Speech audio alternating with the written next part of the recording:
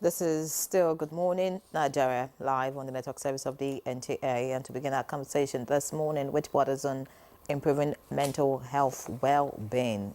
Let's quickly take a look at this background report put together by our correspondent, Ibrahim Dan Hamidu. Nigeria's mental health landscape has historically faced significant challenges, including stigma and inadequate resources. However, a major milestone was achieved in 2023 when the Mental Health Bill 2021 was signed into law, replacing the outdated 65-year-old Lunacy Act. This law demonstrates the government's commitment to enhancing mental health care. The Federal Ministry of Health has established the National Mental Health Program, aiming to provide quality, accessible, and affordable mental health services. The program's key objectives include developing mental health policy, creating and implementing policies to promote mental health, promoting community-based care, integrating mental health services into primary health care, and addressing stigma, raising awareness and combating negative social attitudes. Despite progress, challenges persist, such as limited resources, inadequate funding, and infrastructure. Overcoming cultural barriers to mental health care in the country remains a significant hurdle. Recently, on Thursday, October 10th, as part of activities to commemorate World Mental Health Day in Nigeria, the federal government launched a policy document to strengthen mental health care. The reviewed policy document, known as the Mental Healthcare Gap Action Program version 3.0, aims to address gaps in Nigeria's mental health treatment and strengthening human resources development for mental health service delivery. Today, our guests and experts will delve into the tasks ahead for strengthening Nigeria's mental health policy by adopting a multifaceted approach, addressing stigma, promoting community-based care, and developing comprehensive policies. We can enhance mental health outcomes for all Nigerians. Join the discussion and explore ways to improve Nigeria's mental health landscape. Some organizations are already making a positive impact on Nigeria's mental health landscape, such as Mentally Aware Nigeria Initiative.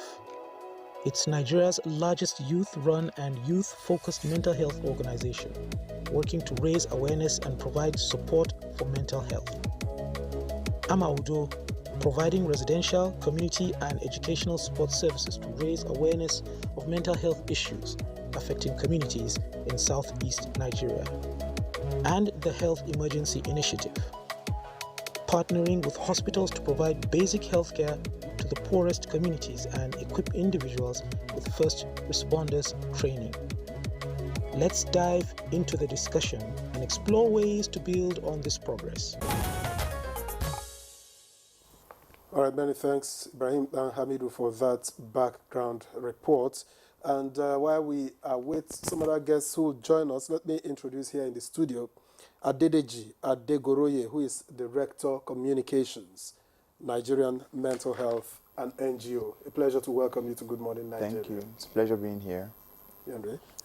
We also have with us Chinyere Ugo Onyekere, clinical psychologist, NAME Foundation. Many thanks for joining us, ma'am. That's fine. Good morning. Thank you for having me. All right. Not sure if Professor Jibril is with us.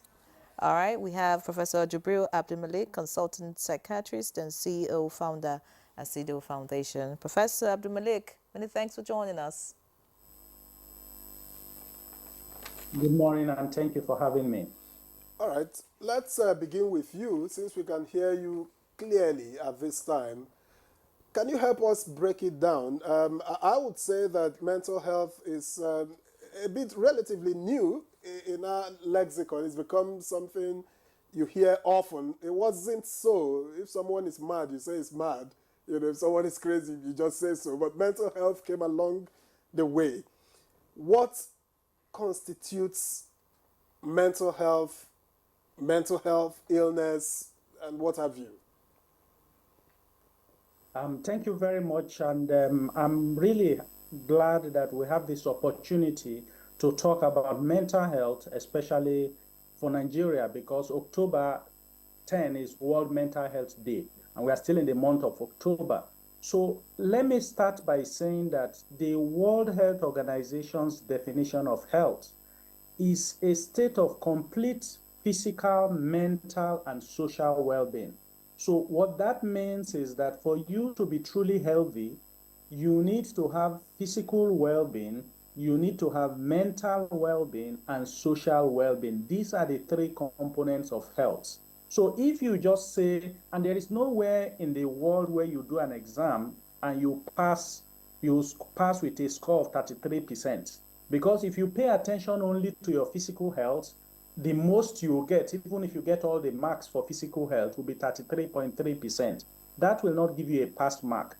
For you to be truly healthy, you need to take care of not just your physical health, but also your mental health and your social well-being. So this has always been the definition of health. However, in Nigeria and many other developing countries, very scant attention has been paid to mental health over time.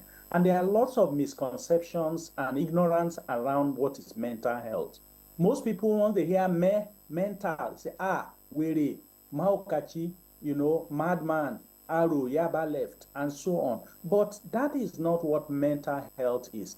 The same way we have physical well-being, physical health, is the same way we have mental health. And every human being that has a brain has mental health, right? It is about your state of emotions, your state of thinking, your state of judgment, decision-making, behavior, speech, which is a manifestation of what is going on upstairs in terms of your thinking, right? So all of these are the things that make up mental well-being. And then lastly, the WHO says if for you to enjoy good mental health, you should be able to do 4 things. So if we say you are mentally healthy, you should be able to perform 4 roles successfully. The first one is that you are able to strive to fulfill your unique potentials. All of us have different potentials. Chinyere's potentials is different from mine, and so on. We are all different. But as different as we are, how do we fulfill our unique potentials? If you are not enjoying good mental health, you'll be punching below your weight. You will not be fulfilling your potential. That's number one. Number two is the ability to strive to be as productive as you should be. To be productive, be gainfully productive, and fulfill your capabilities in terms of work. The third one is to be able to cope with the normal stress of day-to-day life. Please underline normal stress. I'm quoting WHO here. I'm not manufacturing these definitions. So everybody goes through stress, whether you are rich or poor, whether you are young or old, whether you are married or single, whether you have children or no children, employed or not employed, student or staff. Everybody has stress. But the critical criteria is, how are you coping with the stress in your life? How am I coping with the stress in my life? If you are enjoying good mental health, you will cope well. If you are not, you will be easily overwhelmed. And the last one is your interpersonal relationship, your participation in the community. How are you able to participate and relate well with people? Some people at work, they fight, they are irritable. At home, they fight. They go to church, they fight. They go to the mosque, they fight. Everywhere, they are irritable and fighting. That may be the only indicator that this person is not enjoying good mental health. It's not until someone is roaming the streets naked that you say this person has mental health problems. You may be well-dressed and be speaking Queen's English, but you may be depressed. So I think that's the last thing I will say, that mental health problems are a spectrum, right? Can be anxiety, can be depression, can be anything, right? From children such as autism to adults to the old age with dementia.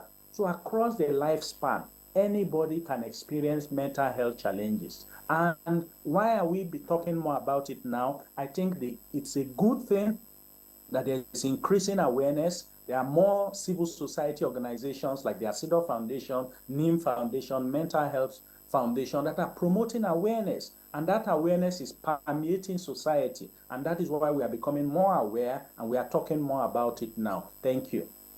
Professor Abdulmalik, I'd like to stay with you. You talked about people who go everywhere and fight. With the present economic realities, people are fighting everywhere.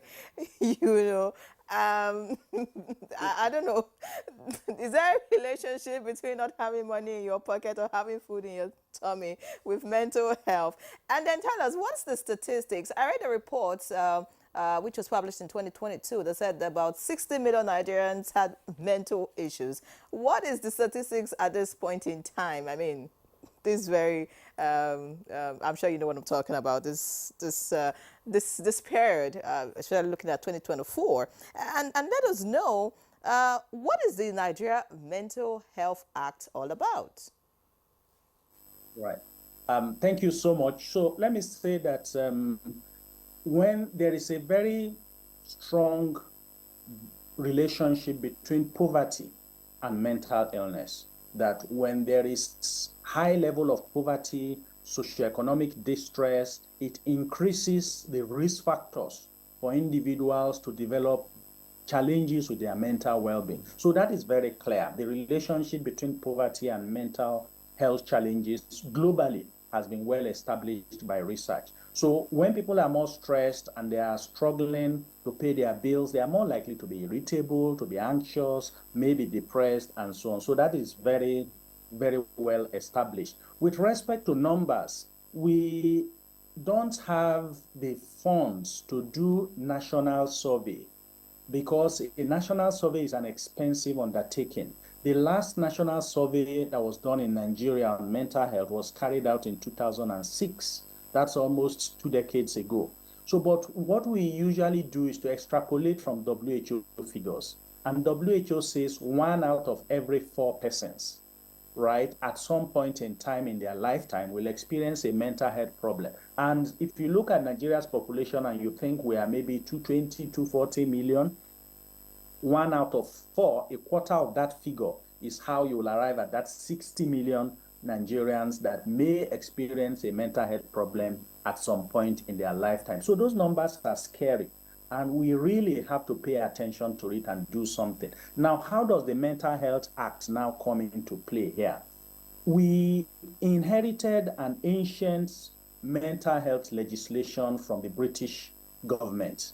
And that was originally a law of 1906, which was modified in 1958 as the lunacy law of Nigeria. And that is what we've been using. Even the name is something we are embarrassed, lunacy, And so on, the terminology, the content was horrible.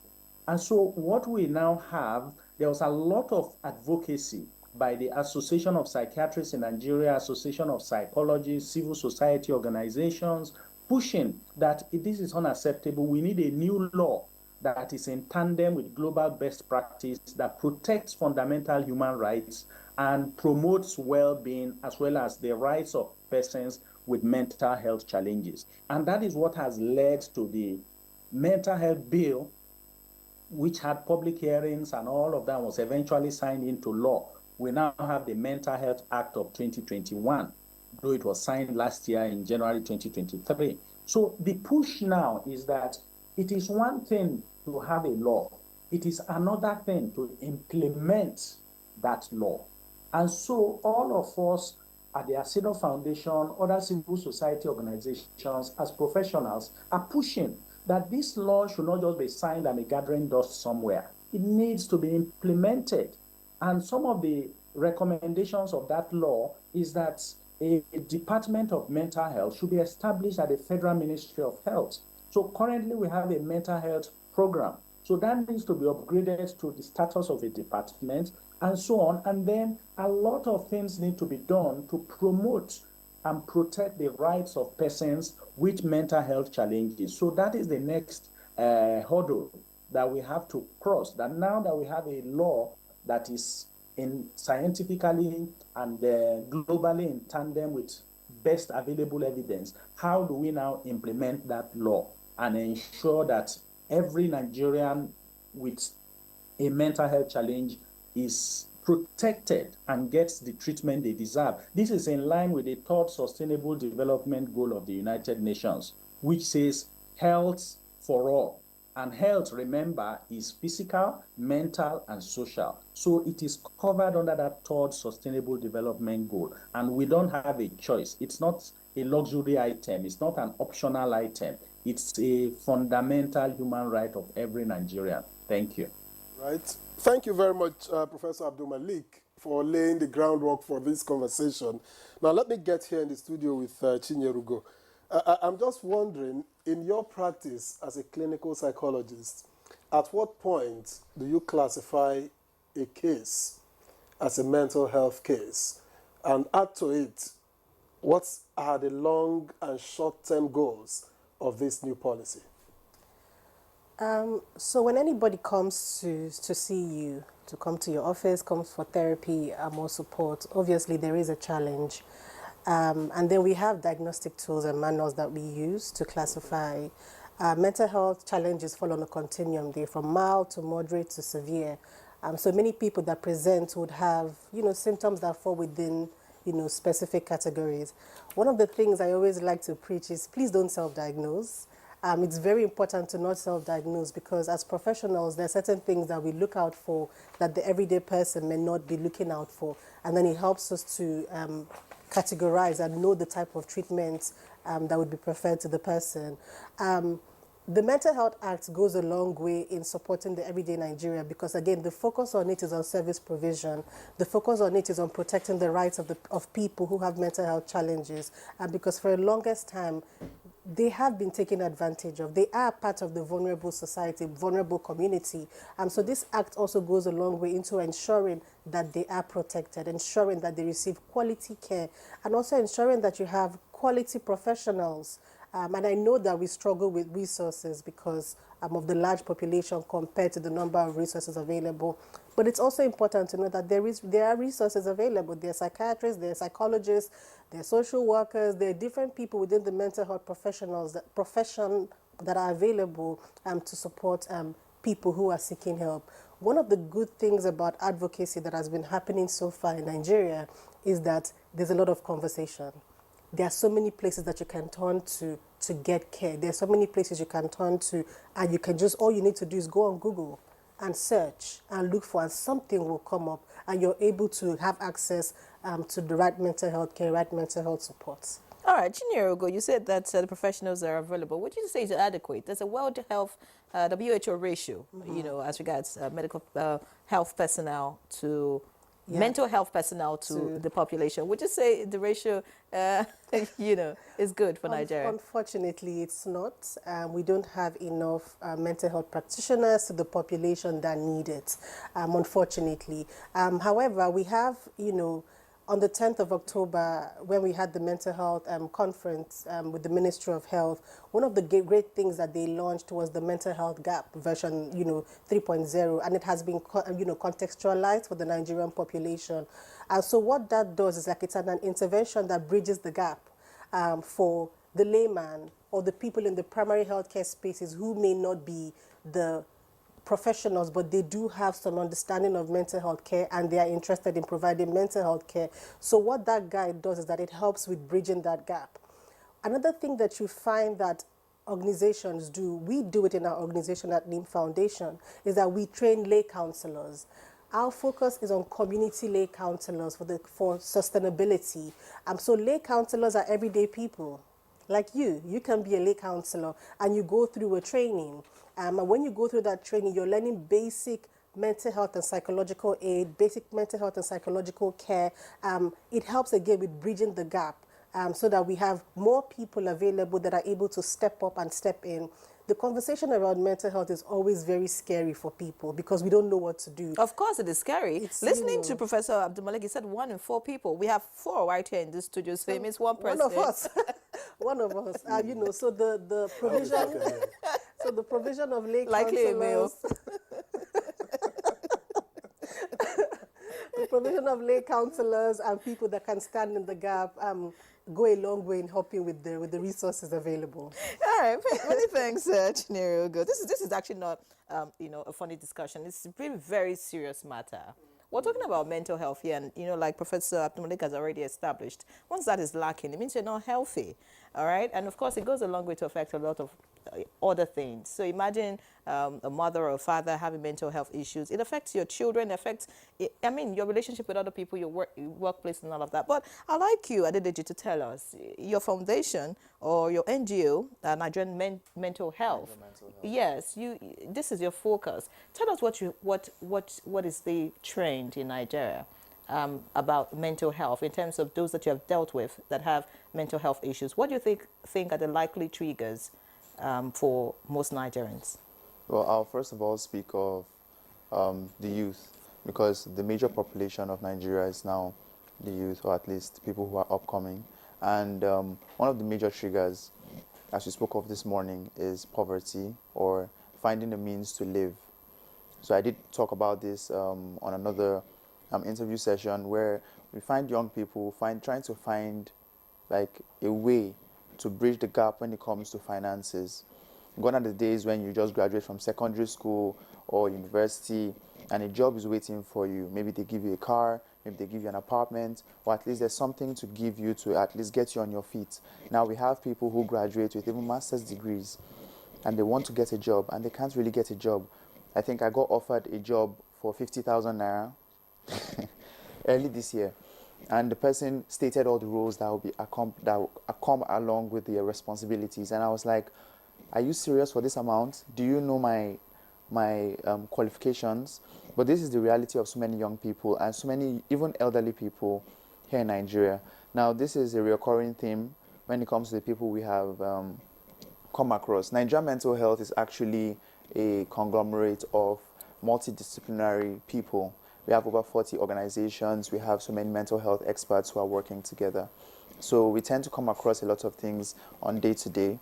But then I would say in total, we are making great strides, especially considering the bill that has been signed and considering the petition that we are pushing for. I'm surprised you didn't mention drug, you didn't mention other factors that could be a trigger, for the young people especially. Yeah, so they say an idle mind is the devil's workshop. When we have young people, even elderly people, who tend not to be able to bridge the gap when it comes to finances, the tendency is for you to turn to drugs, alcohol, maybe some other substance abuses, maybe cocaine, weed, whatever it is. But then these are like avenues for them to distress. Some people go out to express anger. So there are some people that are just waiting for somebody to piss them off. I don't know if you've ever heard, maybe on the streets, or somebody is just like, I'm just looking for who could just touch me, person who could just activate me, that kind of thing. So people are just out there looking for avenues to pour the stress and the frustration that has gathered up, and this is affecting their mental health as well. All right, thank you very much. Let me get back quickly to Professor Abdul Malik, and I'm trying to find out how this policy is likely to help increase access, to those who need help in cases of mental health, and how you can also bridge the gap. I'm talking about the policy now. Bridge the gap between, the number of people who need help and then those who get to attend to them. Right. Thank you very much. This is now we are really getting to the meat of the matter, which is service delivery. And I'll just build on Chinyere. What is called the treatment gap. The treatment gap is the number of persons with a disease who are not able to get the treatment they need. And for Nigeria, the treatment gap for mental illness is 80%, which means 8 out of every 10 Nigerians with a mental health challenge is not able to access the care they need. 8 out of 10, meaning only 2 are getting treatment. So obviously this situation is not acceptable, right? We need to have access to quality care by more of our citizens so that they are not suffering in silence. There are many reasons why Nigerians with mental illness suffer. Part of it is ignorance. Part of it is shame and the fear of stigmatization. So they hide. They don't want to come forward to receive treatment. And part of it is unavailability of mental health professionals. So how do we solve these problems? We have to approach it in multiple dimensions. One layer is to promote awareness create awareness. And this is part of what NTA is doing by inviting us to speak today, which is fantastic. Kudos to the NTA and other media organizations, as well as civil society organizations like NIM, Mental Health, Asido Foundation, and so many others doing fantastic work out there to promote awareness so that people are more aware of what this is about, where they can go for help, reduce the shame and stigma. Those are very important. But the key component is also how do we provide services? And that is where the Mental Health Gap Action Program version 3.0 that was launched by the Federal Ministry comes into play. It is a tool, a manual that can be used to train everybody, primary healthcare workers, non-specialists, nurses, community health workers, even school counselors, use it to train them so that they can identify common mental health conditions, offer something like first aid, right? Like if you're in school, there's usually a first aid box. If a child falls down and has a bruise, you clean it, apply iodine, put plaster.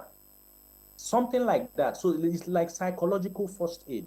So the tool allows us to train many more. So you don't have to look for me as a psychiatrist or look for Chinyere Ugo as a psychologist before you can receive care, right? So we decentralize care, train more people with capacity building so that they can offer services to many more Nigerians, and only those who are severely ill to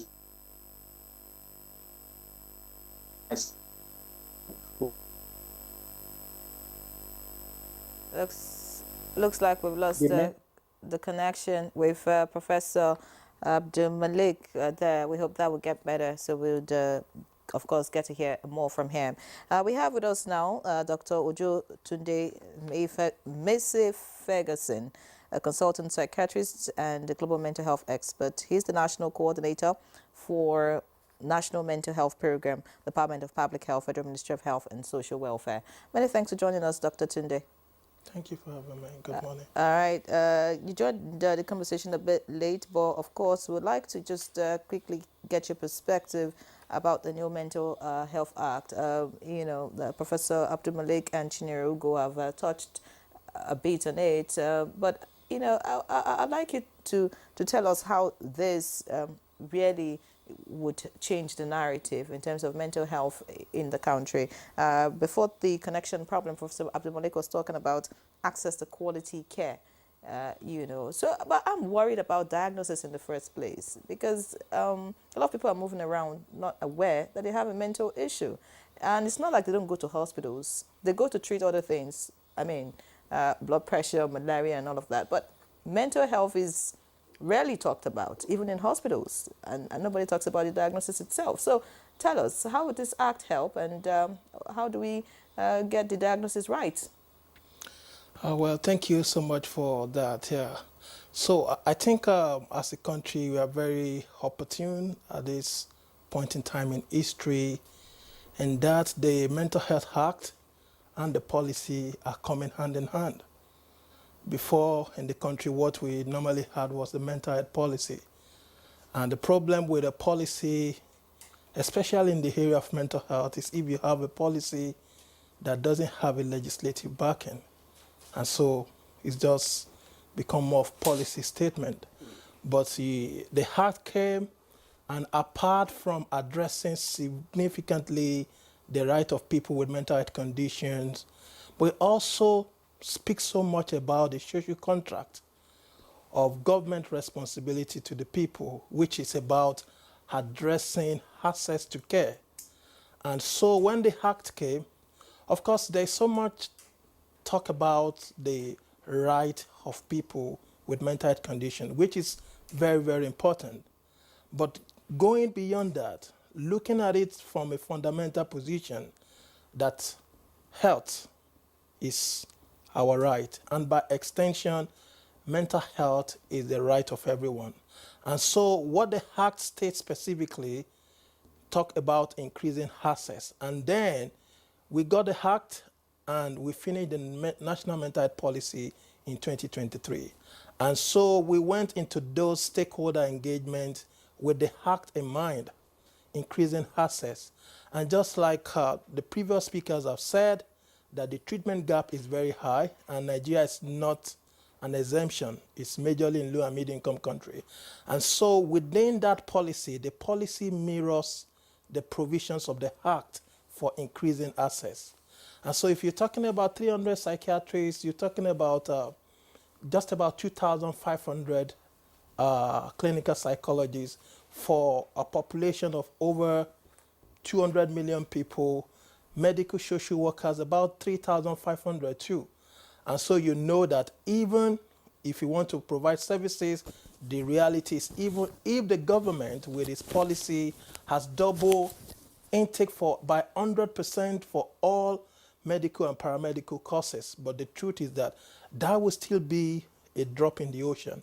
And so the magic wand is that image gap. And I'm very happy that people have talked so much about this, and we need to promote that. It's for everybody to use.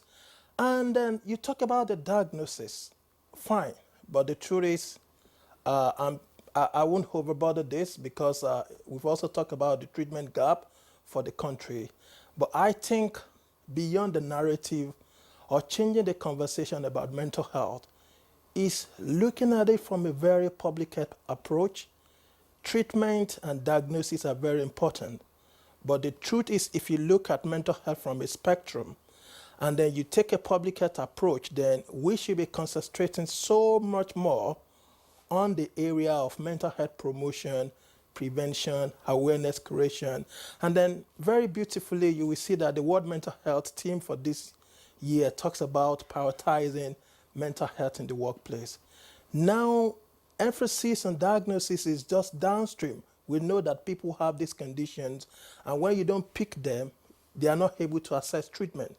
But the conversation, especially in workplace or in other domains that are not health sector, will be like, what should we be doing to optimize our mental well-being? What should we be doing to promote mental well-being? What should we be doing that people don't come down with mental health conditions? When we have narrative around hypertension, diabetes, the conversation is very strong on what are the modifiable risk factors, what are the healthy lifestyles that people should promote that they can, minimize the risk factors for those conditions. The same thing also is for mental health conditions. I do know that unlike other chronic conditions, that the issue of stigma and discrimination is very, very so much attached to mental health. And that's why if you're talking about intervention, as a country, one of the biggest interventions that we need for mental health is increasing mental health awareness in the general population, and for people to take responsibility and knows that mental health is everybody's business. And when we talk about mental health, all of us have mental health. But mental health condition, that's another narrative. But you hear people talking, oh, there's an epidemic of mental health. There's nothing like that. Because there can't be an epidemic of good thing. You get it? So all right. But I'm just wondering, it's a whole lot in the policy from what you've talked about. But what's the timeline for implementation? Plus, is stress a factor in mental ill health? Interesting. Okay, thank you for the question. Timeline. So I will say again, it is the primary responsibility of the federal government to give a policy direction on what should be done. But talking about timeline and the deliverables, just like they will say in local parlance that maybe it takes a family to get a child, but the whole community to raise the child. And one of the things that we found before now is there's that much of disconnect at national level and subnational level. So, but increasingly, what the National Mental Health Program and the Federal Ministry of Health has done is to get much buy-in from the subnational level. So before now, the policy is just there, the implementation not so much there. But one of the things that we've been able to achieve, the ministry has achieved, is at one of the recent National Council on Health, we got a memo to be passed, which speak to creation of mental health desk across the 36 states of the Federation. This was not there before. But once this is there, you have the subnational governance structure, and then we can take it up from there. On the issue of timeline, I can't speak specifically to that, but the thing is, a policy has a life cycle of about 5 years in which you review, but we don't wait for that time. And then talking about stress and the what's it called, its implication to mental health. Stress is good, depends on how you manage it. Too much of stress is bad, and that's why you will even find in the definition of what mental health is. Ability, one of the operational definitions in that is ability to cope with normal stresses of life. But the truth will be, if people are having too much stress that they can cope with, and if they are adopting maladaptive coping mechanism, bad way of coping, someone is going through stress and then decide to take cigarette, alcohol, like, oh, I'm trying to use it to cool off my head. And of course, sustained level of stress is not even beyond mental health, beyond mental health. It has negative, it's a risk factor for mental health and also for other conditions. Talk of hypertension, even talk about even your immunity. If people are exposed to stress for a long period of time, it brings down your immunity, and so make people more vulnerable to infections. All right. Many thanks, Dr. Tunde. Quite revealing, and it just got me thinking. A while ago, we were talking about the statistics of having one person in 4 people with mental health, and Victor said likely a female, and I said likely a male. But from your experience, what gender would you say are most affected? And then what has been your experience really, dealing with these people, just so that our viewers can, be able to relate with this condition a lot more better. And then looking at this this Nigeria's mental health policy, with all that it entails compared to international best practices, would you say that we're moving in the right direction? So mental health challenges are no respecter of gender. It cuts across gender. It's not a respecter of age or social class or religious affiliations. Any one of us are susceptible at any point. However, there are some mental health challenges that you would see more in women compared to men. For example, conditions like postpartum depression, specific to women. When you have depression and anxiety, you have more women who are presenting with that. In mental health challenges like schizophrenia, you have men, you have women presenting with that. So there's no, we can't say, oh, it's only men or it's only women. Yes, we understand that there are some you would see more in men than in women. When we are also looking at conversations around moving in the right direction, I think we are moving in the right direction. The amount of advocacy we have around it, the amount of government support and the work that the National Mental Health Program is doing around mental health is actually, it's exciting to see.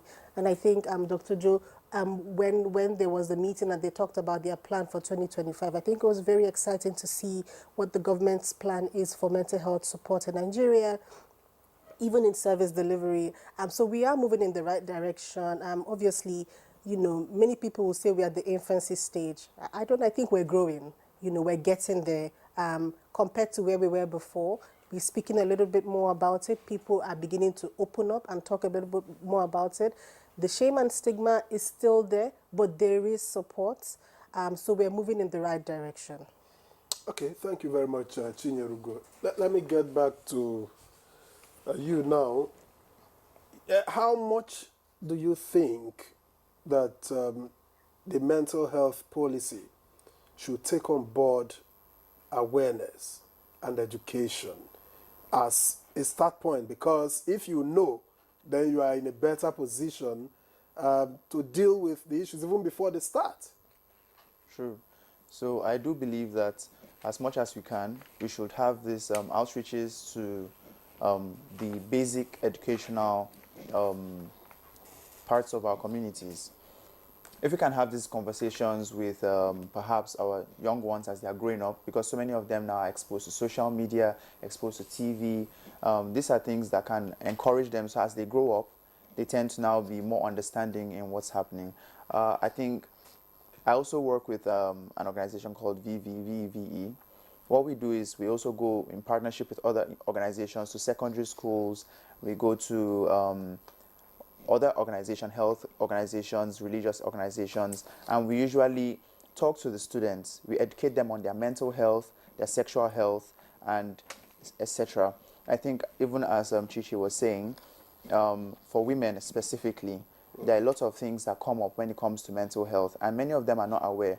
We have things like, when it comes to menstrual health, we have things like post-menstrual and premenstrual stresses that come up, and many ladies don't know. They don't know why suddenly they just feel upset, suddenly they may feel depressed, and some of these things are not discussed. So we tend to have organizations who are going into the field, and as she also said as well, we have like a whole lot of people who are coming up with NGOs, coming up with social enterprises and organizations pushing this. So it's very, very beautiful.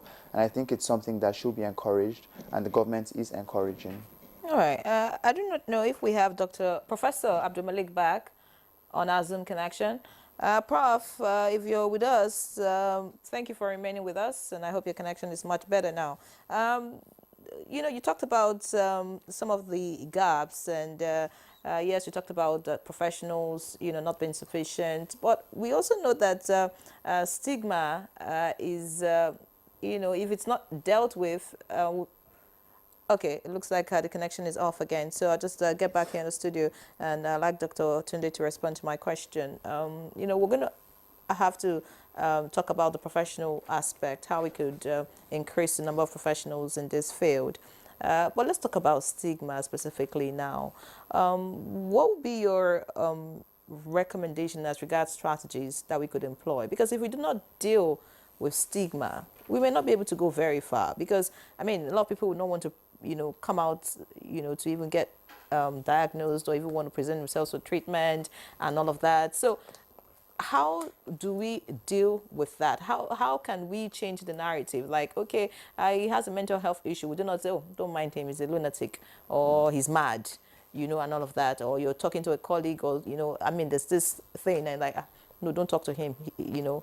They say ide kolo abi. That's like the the layman way of saying it. So how can we deal with that, just so that we can be able to accept people who have these challenges and help them get better? Yeah, thank you so much for that again. And I love your very incisive approach to this topic. You know, we've earlier talked about the treatment gap, and there are different contributors to the treatment gap for mental health: the human resources, financial accessibility, because people live in remote areas. But one of the biggest barrier, even beyond all these guys, is that issue of stigma and discrimination. Even where the services are available, people don't want to go there because of stigma and discrimination. And so there's no point reinventing the wheel. The evidence are clear about strategies to use in addressing stigma and discrimination. Of course, from the law perspective, from the legislative perspective, and also within the Act, you know, it takes care of that. No discrimination against people with mental health conditions. You know, in the workplace, people have mental health conditions. Getting back to work is an issue. Even thing has accommodation.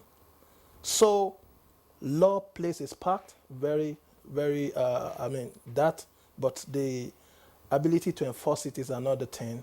But one great thing again that has been found to work is personal contact. So evidence-based shows that when people with lived experience tell their stories, or you have personal contact with them, changing the narrative. It has putting a human face to this. And also respected figures within the society talking about their experience. That it's okay not to be okay at times. And that if you have a mental health condition, does not mean end of life. We have celebrities, we have presidents of nations, we have medical doctors, we have professors. Mention it in any strata of life that are living with mental health conditions and are living superhuman life. We have great lessons to learn from the public health perspective to HIV. There was a time that you got HIV, it's a death sentence. People don't want to talk about it. But the narrative has changed so well that something is wrong with you. If someone says they want to go and do HIV test and you're asking why, such has been the game changer. And I believe one of the things, again, that works so well is normalizing the conversation, which is what we have in the workplace, anywhere. And that's why I said that mental health is everybody's business. When you are talking about mental health and it's about treatment, you have not really normalized the conversation. But sitting down, making it a workplace policy for people to talk about mental health, different aspects of mental health, you know, like having a day conversation. There was a big public campaign in the UK. They call it Time for Change. It went on for like 10, 15 years. And so what is it all about? Just people sitting down over a cup of coffee during break, just having conversation about mental health. And they look at it 10 years, the impact it has had about on public stigma, because there is public stigma. What people, their attitude toward people with mental health condition. But another bigger one is self-enacted stigma.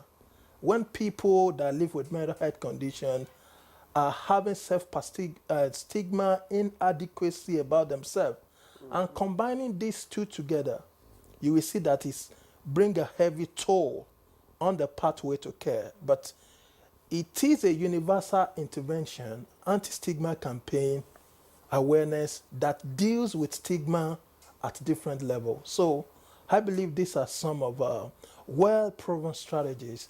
And very importantly, even in the awareness raising, we are religious people. Culture play a very significant part in perpetuating poor access to mental health services or enhancing it. You will see in churches, in mosques, you know, people talk about jinns, talk about demons as the etiology of everything about mental health, household witchcraft, bewitchment. And you know how people believe so much in their religious leaders. So I was very happy when I saw a religious organization in one of their Sunday school, and they were now talking about mental health, the myths around it, what to do about it. Imagine the beautiful thing that could happen when we get our religious leaders as champions for mental health. So they are a critical aspect of game changer, change agent, in order to demystify the conversation around mental health in the country. Now that we are here, it's a good thing. It's one of the questions I had wanted to ask, the role of community leaders, religious leaders, which you have now addressed. But talking about being everyone's business.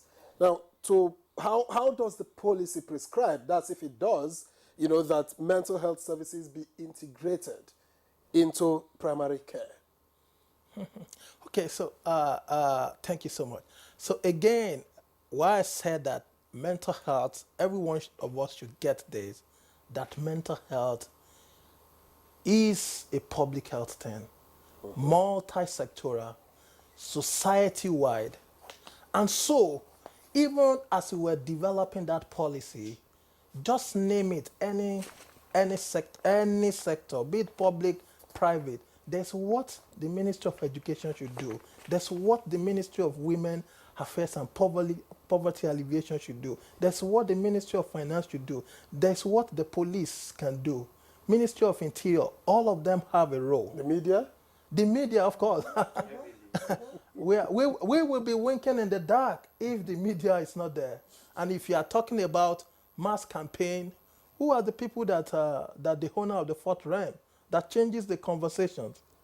The impact of what we are having today, the ripple effect, how it changes people's narrative, even beyond now, cannot be overemphasized. Now to talk about how does it address access to care. And like I said, that from primary health care to secondary to tertiary, the role is well defined. And even going beyond the primary health care now, even going to the community. And that is why we leverage on what are existing programs, what are sustainable things. And so the role, the government gives direction. The government have responsibility, even also in the implementation. But this is a big issue that all hands need to be on the deck. There are NGOs that are providing advocacy, awareness, and service delivery, but it's just about the synergy. And so these are clearly stated in the document. One of the biggest problems that we've had about mental health, service delivery in the country now, to speak specifically to service delivery, is that access to care. The few federal neuropsychiatry hospitals that were available, you find them in the cities. And so you follow the money. Where those hospitals are is where you have the concentration of the human resources for mental health. I'm a psychiatrist. I train in one of the federal neuropsychiatry hospitals, and it's a very gory experience for me when you have people coming to see you, and they come with their relatives. Some people spend 15,000, 20,000 to come to the hospital. And what is the medication you are giving them? Even though government have subsidized everything, they pay consultation of just 500 naira, 1,000. And they go home with medication of like 4,000, 4,500. But the transport and the indirect loss, the relative will close their shop for that day. Even if the person is going to work, he will not go to work for that day and come hundreds of kilometers. But imagine if you revert it and that they can get something at their primary health care level. And that is only scalable if you talk about step care approach. It's when those things cannot happen at primary health care level. Yes, so the government is changing the narrative. We, as a government, we're not going to close down the federal neuropsychiatry hospitals. They are there. They are where you have the specialists. Just like you can't close down teaching hospital. But increasingly, the paradigm shift is keep your shop, keep the hospital. But where had most people that you are caring for, where are they? The community. So you have had some of these hospitals creating outposts, creating community mental health services, that they have people going into community. They empower people at primary health care level. There are some people that go to those places to take their medications. Nurses and other people making schedule, maybe once in 2 weeks, once in a month, going around to, follow up on things. And then using telemedicine, there are some of these clusters that you have psychiatrists supervising, and the nurses on the field can actually have schedule call with them and get clarification on maybe trouble cases that they need some more expert input on. All right, thank you so much, Dr. Tunde. The conversation continues. Let's quickly take this break. Stay with us. Welcome back. It's still Good Morning Nigeria, live on the network service of the NTA, and the conversation is still on improving mental health well-being. Very educative conversation so far, and we still have our guests very much with us. And I'd like to get to Chinyere Ugo Onyekwere now. She's a clinical psychologist with NIM Foundation. So much has been said, and Dr. Tunde, was talking about access to care, getting the people, to be able to access care as much as possible or as fast and cheap as possible. I'd like to ask, managing mental health, is it really expensive? I mean, and then is there anything in the NHIA, the National Health Insurance Act, that covers mental health? Tell us about that. And then I want you to also draw the line. At what point is someone termed to be mad? Sorry to use the word mad. I mean, because from what we have been established, when someone doesn't have money in his pocket, or when he talked about menstrual health, maybe emotional stress, you could have some dimensions of mental illness, right? So at what point does it get to that critical level where you may need to go to a psychiatric hospital to get proper attention? Please help us draw that line so that people don't think that you need to be moving around the street naked or doing all kinds of things to be mentally ill. I mean, there are stages to mental illness, right? So please help us explain that, and if there's anything in the NHIA that covers mental health, and how expensive is treatment. Okay, so let's talk about the costing first before we look at where the tipping point is for every one of us. Costing, again, is relative. It's spread across. You can go to your private care and receive care. You can go to the government hospitals. One of the things that the government is also trying to do is ensure that in the primary healthcare centers that there is mental health services available. For some people, it could be very expensive, and for some other people, it's okay. Again, it's very relative. Yes, when you go to private care, the cost might be higher compared to when you go to a government hospital. So that's why you have this array of support available, even down to the community level. There is a support under the NHIA for mental health. The question again is, how adequate is it? That's a different conversation altogether. And I think that's also something that the National Mental Health Act speaks to, about the provision of funding for mental health, for the mental health care and service available. So again, it's different strokes for different folks. I'm not going to say it's so expensive or it's so cheap. It's quite relative depending on where you go to and the service that you require. When we talk about mental health challenges and then looking at when it becomes from mental health to a mental health challenge, there are certain questions that you can ask yourself. There are certain questions or things that can help you understand, okay, maybe this has gone a little bit out of my control. When we look at some form of preventative care, at the first step, let's say we are having stress, for example. We all experience stress, and stress can be positive, but then it can get to a point where it's going out of hand. When we look at preventative care, we always like to talk about self-care and looking at things that you can do to support yourself, like maintaining your social connection, having a healthy lifestyle, including leisure activities into the things that you do. These are the things that can help you manage day-to-day life pressures, life stressors. However, at a certain point, it may no longer be effective. And if we are honest with ourselves, sometimes we know when things are getting out of hand. For a practitioner, what we look at to help us with diagnosis, we look at things like how long it has been. How long have you been experiencing these different things? We look at things like your quality of sleep. What is your quality of sleep? Because it's a tell sign for a lot of mental health challenges. We look at the impact it's been having on you. How much of an impact is it having on your ability to go to work? If you're a student, how much of an impact is it having on your classwork? Are you able to concentrate? Are you able to do the things you need to do as a student? We look at the impact it has on your social life.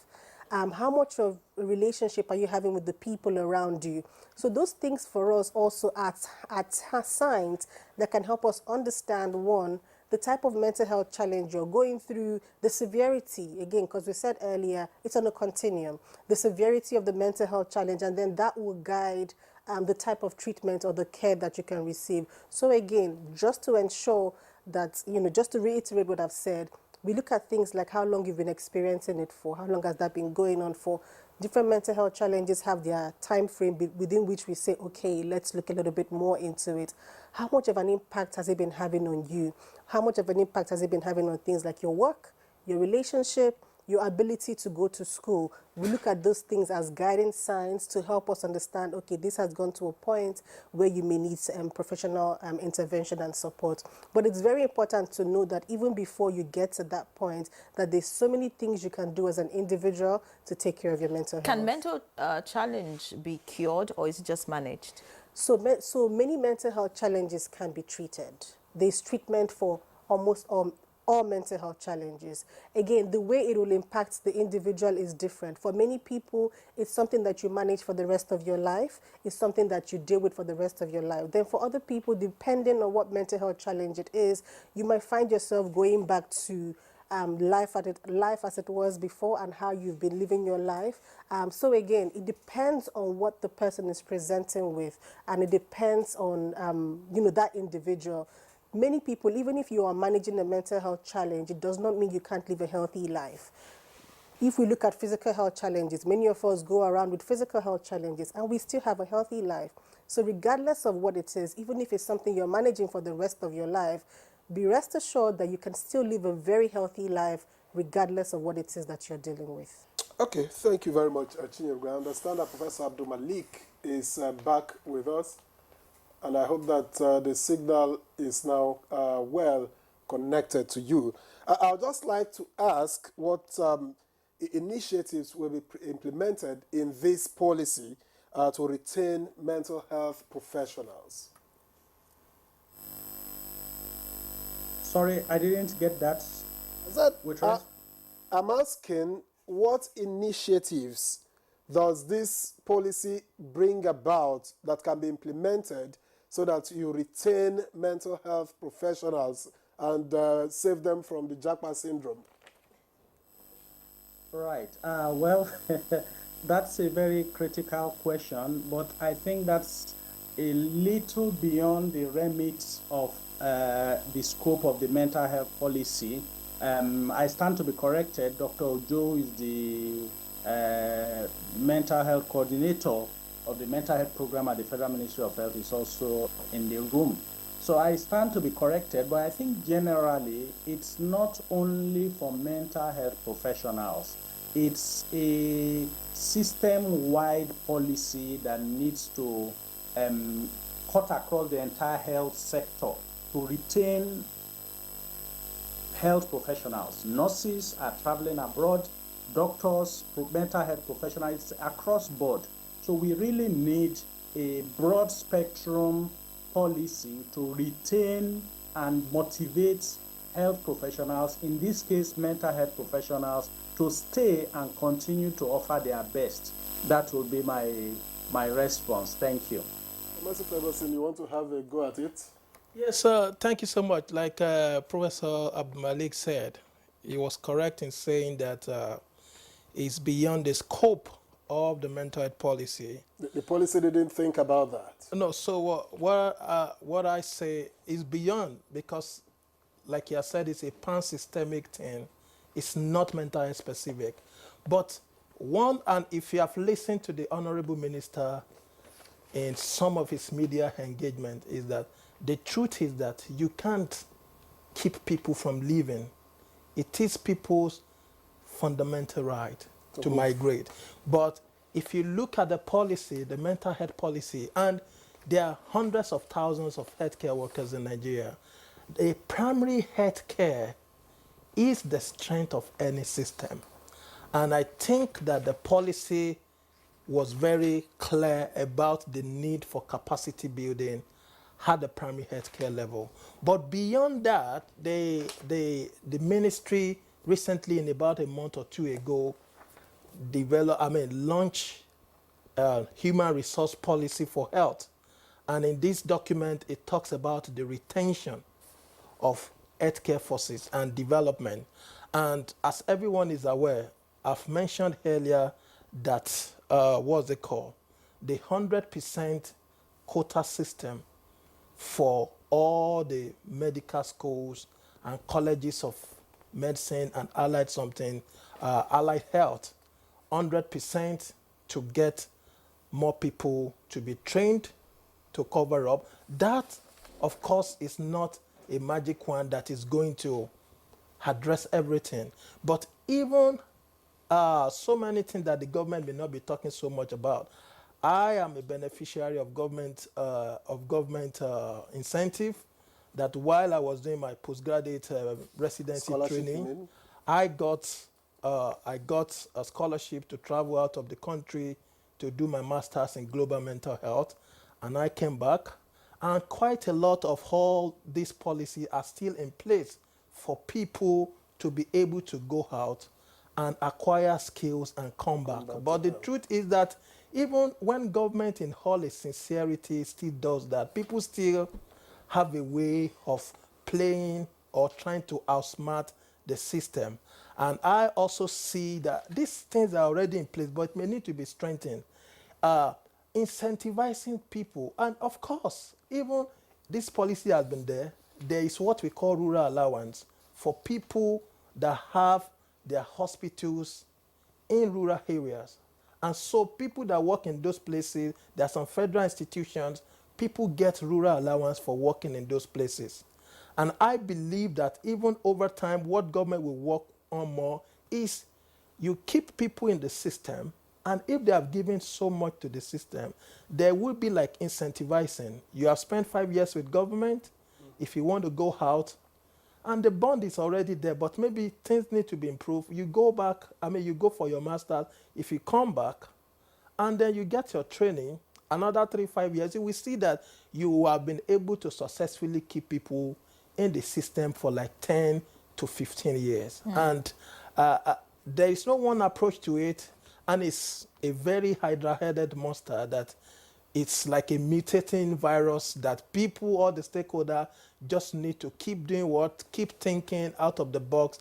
How do we do this? And I think technology will not replace human being, but we know that in the low and middle income country, technology is one of the biggest way in which we can address the human resources for health, and especially also for mental health.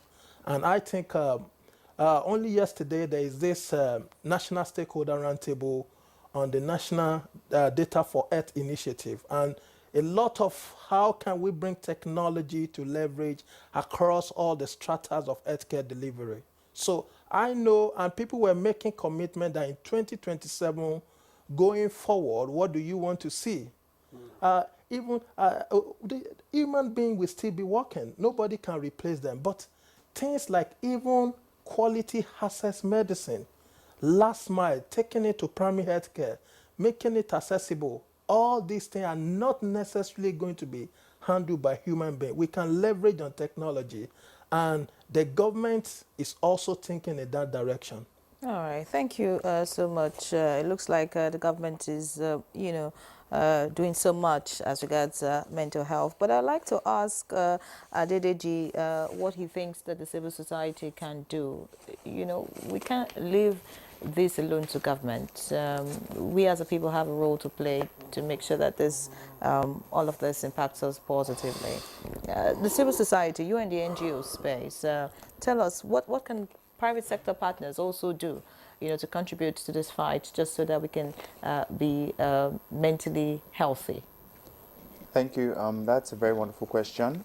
And during the break, doctor was mentioning the suicide is not a crime, or attempted suicide is not a crime.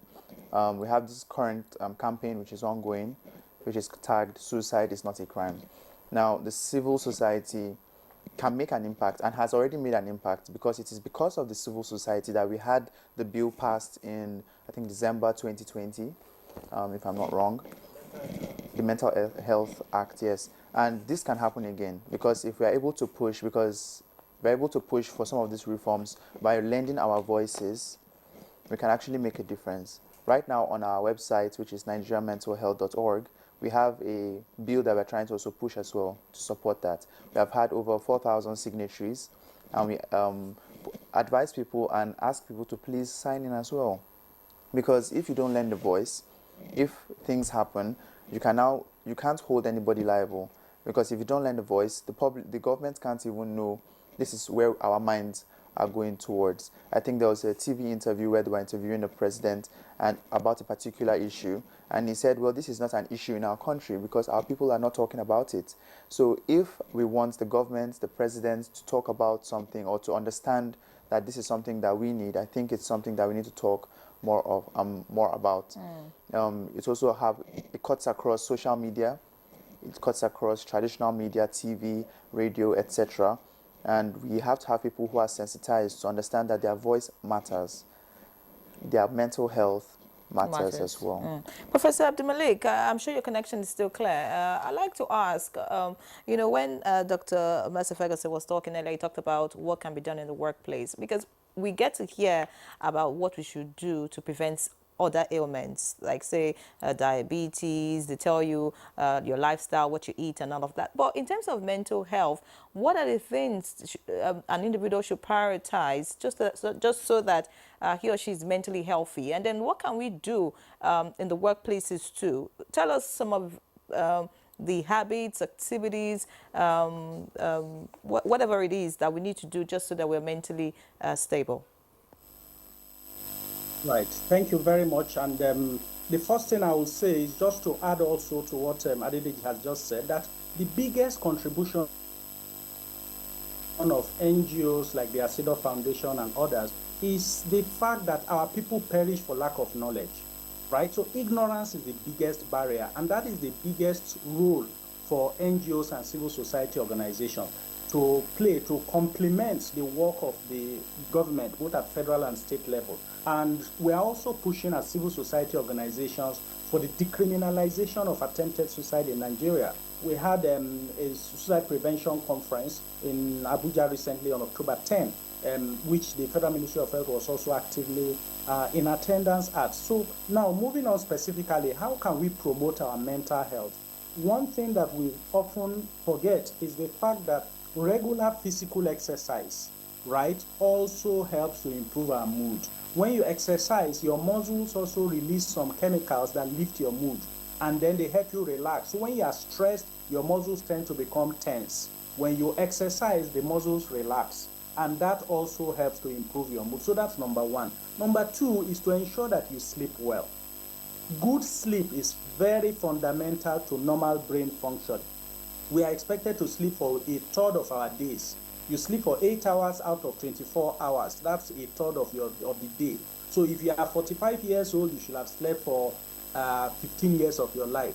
If you are 30 years, you should have slept for 10 years. When you hit 60 years, you should have slept for 20 years. Why? Because sleep is fundamental to good brain functioning. When you are sleeping, that's when the nerves of the brain repair themselves, and it helps you to function well and be emotionally sound. So good sleep is number two. Number three is avoid drug abuse. Drug abuse, stimulants, all recreational drugs, they force the brain to stimulate it excessively to pour chemicals out that make you feel good. But the flip side of it is that it damages your brain and it leads to addiction. So please avoid drug abuse. Number four, establish good work-life balance. All work and no play makes Jack or makes the Nigerian a dull person, right? We go to work Monday, Tuesday, Wednesday, Thursday, Friday. Saturday, 10 Owambe. This person is doing marriage. This person is doing birthday. Only you attend 10 events. Sunday, you go to church or you go to NASFAT. After service, you are in one committee or the other. Which day are you going to rest? Body no be wood.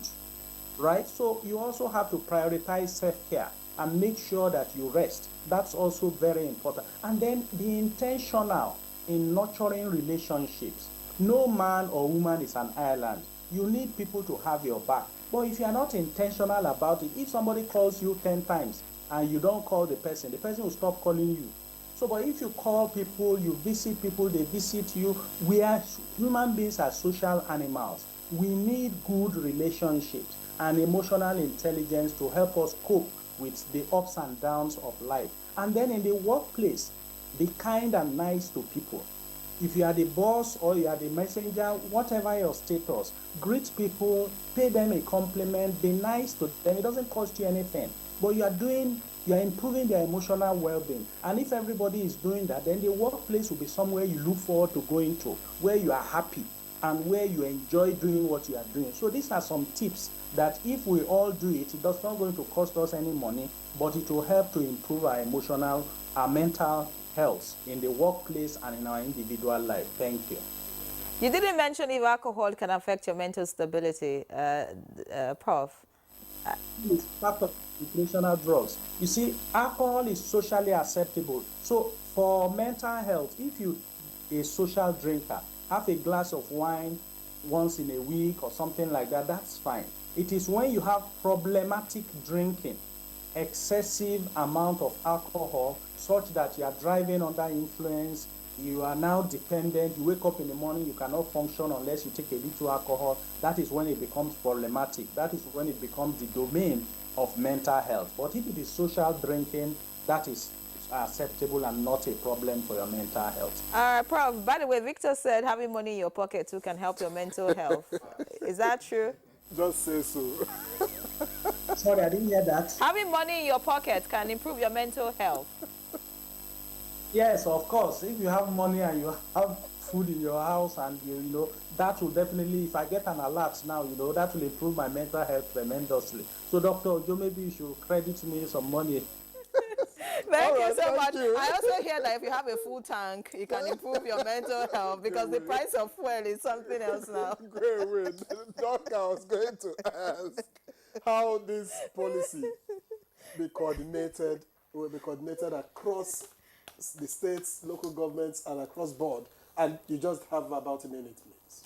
About a minute, because we are out of time. Oh, well, okay. So I think I've addressed it earlier that it takes both the national and sub-national collaboration and with the non-government partners too, non-state actors, everyone seeing their role. I think for the government side, the meeting point will always be at the National Council on Health, in which you have the state commissioners of health, everyone giving an account of progress. And by the way, the National Suicide Prevention Strategic Framework that was launched last year, the National Council on Health this year that will be happening in Maiduguri, the state will have to give account of what is the level of implementation. Thank you. We're out of time. Thank you so much, Dr. Ojo Tunde Master Ferguson, a consultant, psychiatrist and global mental health expert, national coordinator for National Mental Health Program, Department of Public Health, Federal Ministry of Health and Social Welfare. It was a pleasure to have you on the program. Thank you so much for your insights. And of course, we appreciate Adedeji Adegoroye, Director of Communications, Nigerian Mental Health. Yes, Thank you so much for all the work that you're doing. We hope you continue to do much more. Chinyere Ugo Onyekwere, Clinical Psychologist, Name Foundation. Thank you so much for being a guest. All the best. And of course, we hope that Nigerians will get better mentally. And of course, Professor Jubril Abdul Malik, consultant psychiatrist and CEO, founder, Asido Foundation. Thank you so much. And of course, I'm waiting for the alerts, like you said. So that's good morning, Nigeria, this Friday. Take care of your health. Very important.